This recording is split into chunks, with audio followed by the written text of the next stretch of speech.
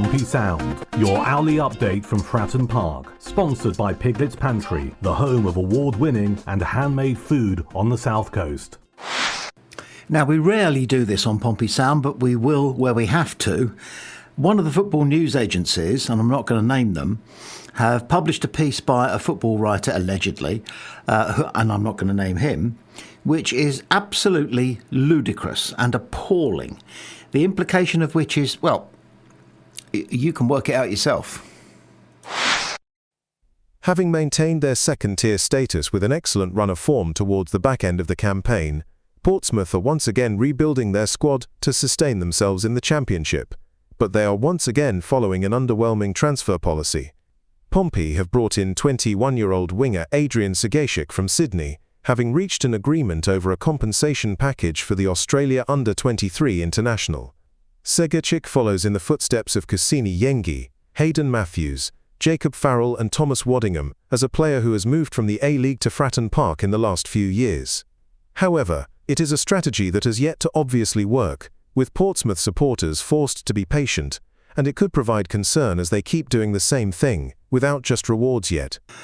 Right, so let's start by questioning the opening paragraph of this article. They are once again following an underwhelming transfer policy. The writer of this piece wants you to think that we are following an underwhelming transfer policy. We can see, because we know our football, we understand our football, we can see the potential that these young, very young men have. We clearly like their attitude, the fact that Australian football is far, far better than it's given credit for. It used to be a bit of a joke, like Scottish goalkeepers, but not no more. Australia is producing some fantastic footballers, just as it produces fantastic sportsmen and women in every sport they bother with. And they bother with football now. And they're producing some fantastic footballers. Watch out for them in the USA, assuming that they get there. However, back to this article. They are, Pompey, once again, it says, following an underwhelming transfer policy. Who's underwhelmed? We're not.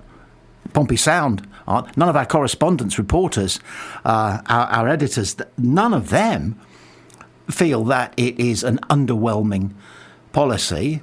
And they go on to say it could provide concern as they keep doing the same thing without just rewards yet.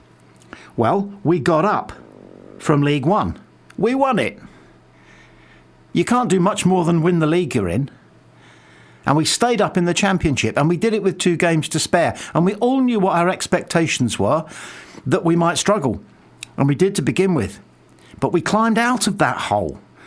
And we embraced our hopes, which were that we would finish a good bit above the relegation zone. And that's exactly what we did.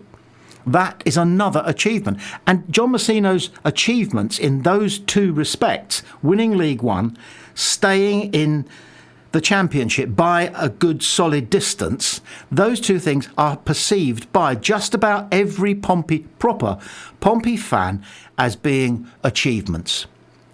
So without just rewards yet, mate, what does that mean? Anyway, carry on.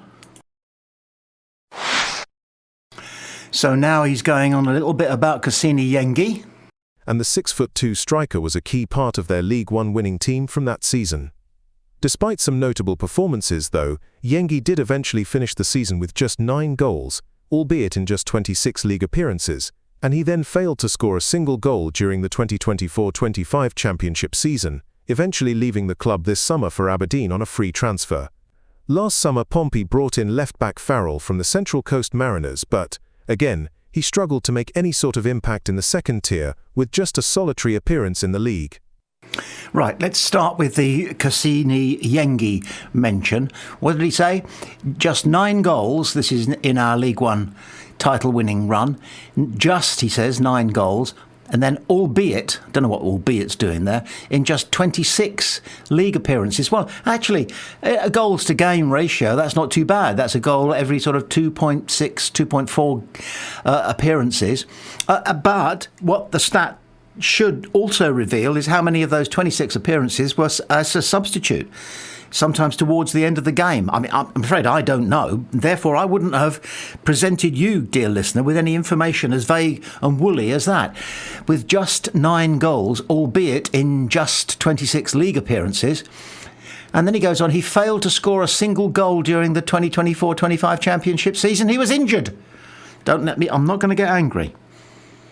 But to criticise a striker who doesn't score goals because he's not playing, because he's out injured. I mean, the matter of his injury is that's food for comment in a different respect. But the fact is, he didn't score in the championship season largely because he didn't play. And then there's this sneering, leaving the club this summer for Aberdeen on a free transfer. Implication? He came to nothing. We know that's not true. We know that's far from the truth.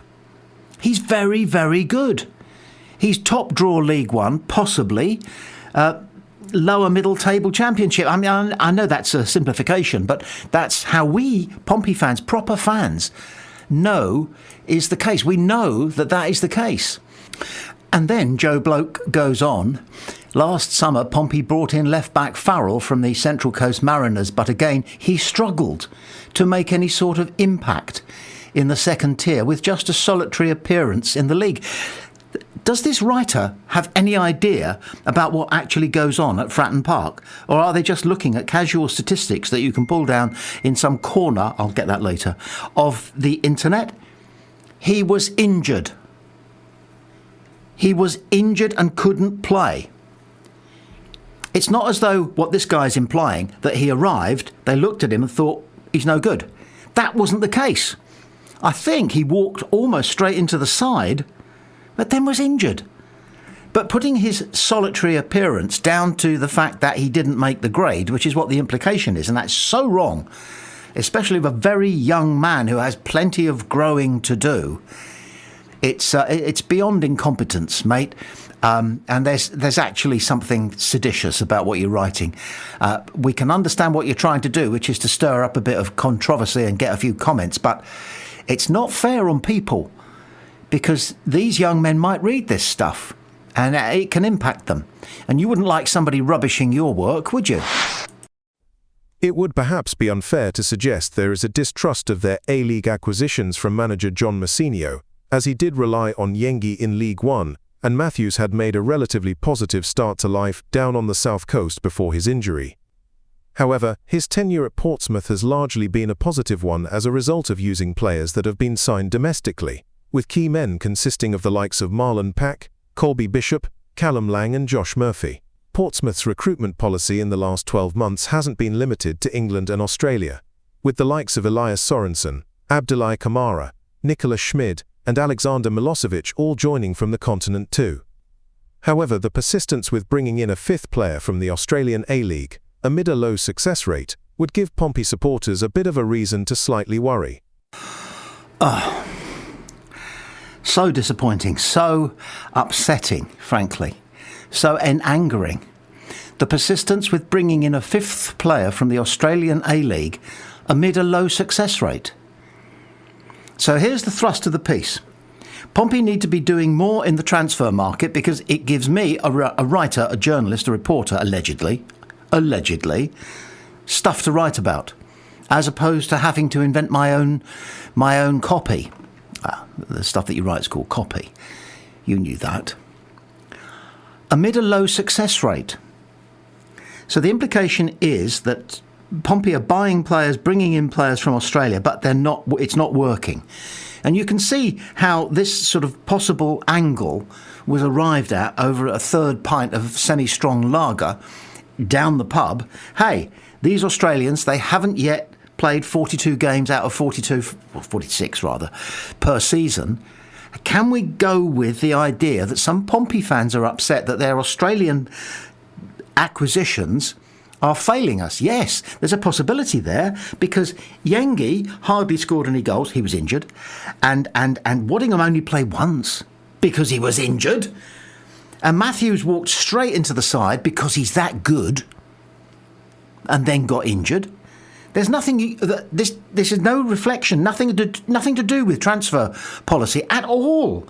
It's just the way things were last season, and if we're not careful, will be next season. I don't know what we're going to do about the injury crisis, but let's hope we don't have so many injuries next season, and let's hope we don't have so many people wanting to stir it up. Well, it's not so many people, because Pompey fans get all this. It's just the handful of people who write stories for some of the independent football news agencies need to create something out of nothing in order to get some clickbait. It's as simple as that. But, and this is my point, the players will read this because they've got nothing else to do. They're young men, they're in a strange country, they're in a strange city, they're in a strange flat or apartment or wherever they've housed themselves. Particularly if they're nursing an injury, they've got nothing to do but trawl social media, trawl the internet. Frankly, probably searching for themselves. And then they come across garbage like this. It's really disappointing. It's very, very poor. It's very unprofessional. Whoever wrote this is definitely not NUJ. We are. We're proper journalists.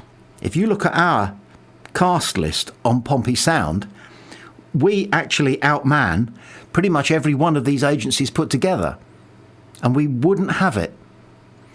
This last paragraph is the one that gets me, the last sentence, and I'll do it again. The persistence with bringing in a fifth player from the Australian A-League, he writes, amid a low success rate, wrong, would give Pompey supporters, now here's the bit, would give Pompey supporters a bit of a reason to slightly worry. And there's your headline at the end of the piece. Can you see it at the top? It would give, I mean, he could have said some Pompey supporters in, but to be fair to him, he doesn't. He goes for the throat. Would give Pompey supporters, that means you listening, me, would give Pompey supporters a bit of a reason to slightly worry. Does it? No. And it won't. But we don't want that to upset the confidence and the strength of spirit that these young men have, and we need them to bring to their game. So, now, okay, so I've rubbished this guy, but he'll not listen to it, will he? Or will he? If you do, mate, could do better. Could do much better.